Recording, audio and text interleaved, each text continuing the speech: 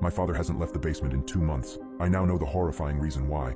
After my mom died, my dad would spend hours in his room rotting away in his bed. Then it progressed to what he started doing in the basement. Trying to talk to him was useless, but looking back, I wish I tried to help him before he slipped into insanity.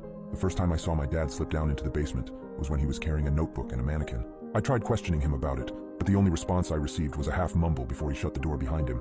I shrugged it off, as I assumed he was finally embracing a hobby to cope, but I began thinking otherwise really fast. When a few days passed without seeing him emerge, I knew something was going on. I tried opening the door, but it was locked.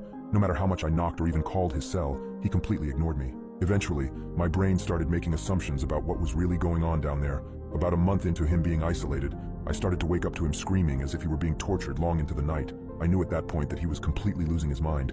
Disgusting stenches I couldn't identify began filling the house. Looking back now, I don't know why I didn't call anyone, tell anyone, or ask for help, but deep down, I just wanted my dad to get better on his own. I didn't want anyone to know that my dad was acting like a freak. As the second month of this behavior approached, his screams turned into whimpers and pleads. I was now worried that something far more sinister was taking place, and I knew that I couldn't sit back and let my father destroy himself any further. Although I was scared about entering his space, I knew I had to save my dad. On a Friday, when I was coming back from school, I could hear my father manically laughing and decided it was time to break down the door. Using a wrench from one of my dad's toolboxes, I managed to crack the wood frame, making it easy to push it open.